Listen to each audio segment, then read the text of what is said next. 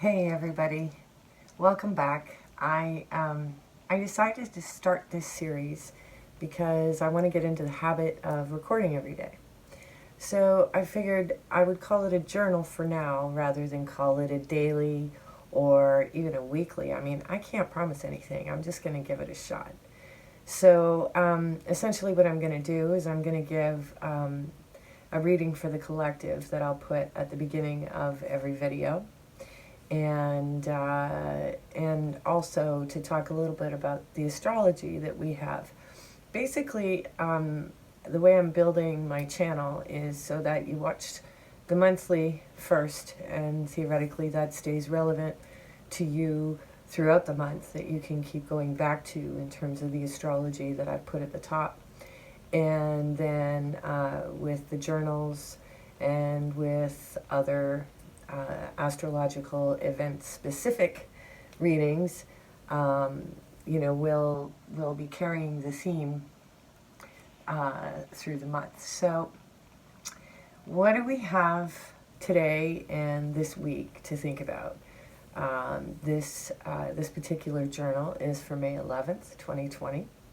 And so I'm recording this on the 10th, and today Saturn goes retrograde in Aquarius. So these themes are going to be around the brotherhood, perhaps even, a good look, a review of what it is we think that the age of Aquarius is supposed to be and what it will actually become or what it's becoming. So that's May 10th. Now, May 12th and 13th, that is when Venus goes stationary retrograde in Gemini. So it's going to be all about love relationships, but it's also going to be very much about Gemini themes of communication, and almost, like an extra push with Mercury being Gemini's ruler in terms of the dynamics around what this retrograde season is going to be like. So that's two planets that are just happening this week. The other thing that we have to also be ready for is on May 16th, which is this Sunday, I believe. We have our sun aligning with Alcyon, the galactic center. So as I said in the monthly report, that this is going to be, we're going to be flooded with divine feminine energies, and it's going to be intense, I would imagine. And, it's going to be interesting how this is going to be reflected in world events as much as in our own personal lives. So be prepared. It's fair warning to you. I wouldn't necessarily say that we could blame Alcyon for everything, but if things seem pretty intense starting this Sunday, it's going to be like a 4-day gate. So as we get closer to it, we'll focus a little bit more on what that means for us generally in terms of energies and whatnot. So I think I'm just going to move forward and grab the Rider-Waite to pull one card. That's it. Just one card from Rider-Waite, and then I'm going to do Lenormand and Marcia McLuhan, Distant Early Warning deck. So let's see the sorts of things that we're going to be focusing on today, May 11th. The Five of Cups. So, it was funny because I was reading an article from a psychologist that most of us are heading into, psychologically, statistically wise, the hardest time in terms of being isolated and quarantined and sequestered from society, from social interaction. So if you're feeling emotional this week, if you're grieving things that, I don't know, maybe you even thought you were intellectually over, it would be, with all the retrogrades You know, it'll be about feeling and also about communicating and sharing those feelings. Um, you know, on a community level, on a one-to-one, and you know, we're likely to see more stories in the news in the coming days about people in their struggles with loneliness and isolation. So that's definitely something to be thinking about. You know, I've been trying to emphasize in most of my readings how important self-care is right now for all of us. It really is a time for making sure that everything's okay. So if things are not okay, you know, it's probably not a bad idea this week to reach out for some help. So let's see here what the Lenormand has to say. Well, this is really nice. This is the Lily. It's a beautiful card. Look at that. So the Lily suggests maturity, you know, growing in understanding, you know, there's an emotional intelligence emerging if you're willing to reach for it. You know, out of all the sadness, out of all the loneliness and whatnot, you know, that that at times like these, it's really important that we sincerely enjoy our own company. And if we're not enjoying our own company, it's not because we're not interesting enough or smart enough, or you know, any of the things that makes us feel less than. You know, it really is a time to see, you know, how resilient and how wonderful the human spirit really is in times like these. And you know, a good way to distract yourself from your own sadness is to reach out to someone else and check in on them, or find a way to contribute to something that's taking care of people, whether it be some sort of charity or outreach program. You know, depending on how much our isolation is legislated, you know, I think that it's going to be really important for there to be real tangible support for those who are struggling with mental health issues.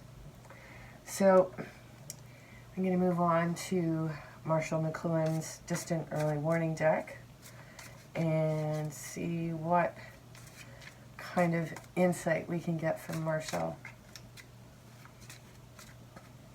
Marshall has really helped me to understand the way media works on individuals and society, and how important it is to be conscious of the kinds of media that you consume. So let's see what, you know, pearl of wisdom Marshall is giving us today. Okay. So the silicone bosom symbolizes the thin edge of the trial balloon. So whatever that means for you, I mean, for me, I'm looking at it as being, you know, representative of the digital age, and how, you know, the thin edge of the wedge of how technology works for us and can work against us is a fascinating subject to explore. So, thank you for joining me today with my first installment of a journal, Boneco's Tarot Journal, I think I'm calling it, yeah. So, now on to your sign-specific reading.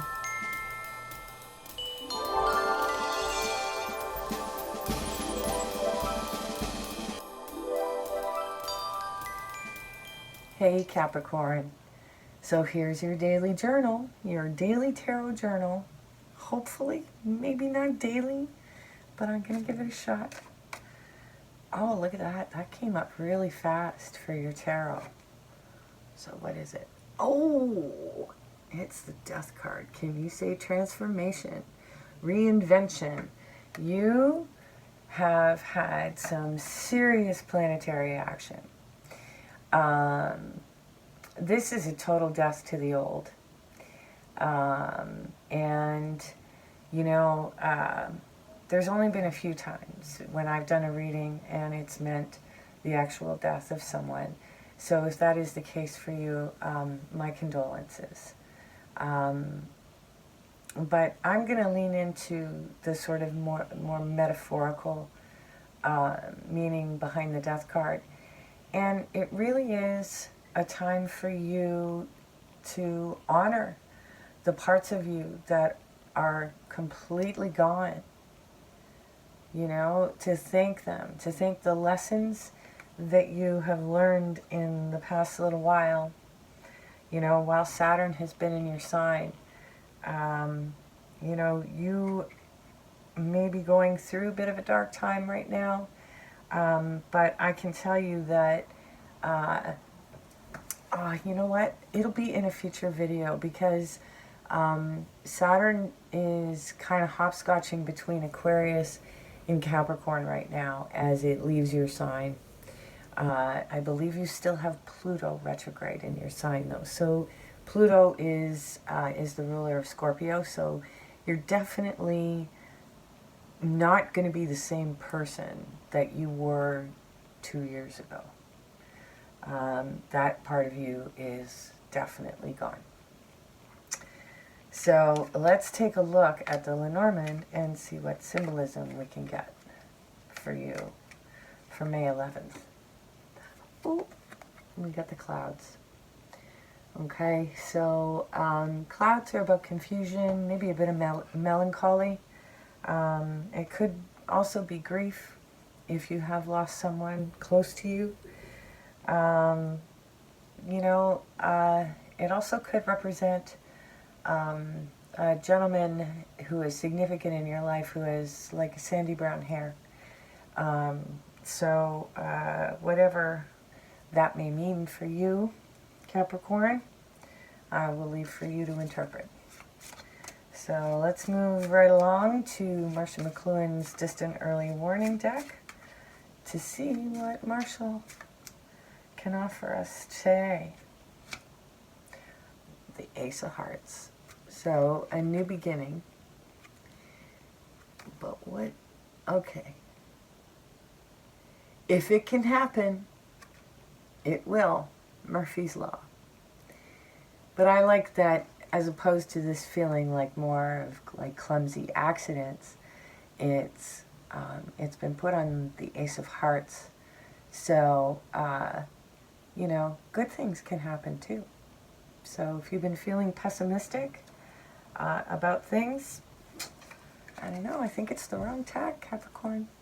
You know, it's fine to be melancholy, but, you know, it's, you know, don't forget the power of positive thinking. All right, so I hope you found that helpful, and have a great day.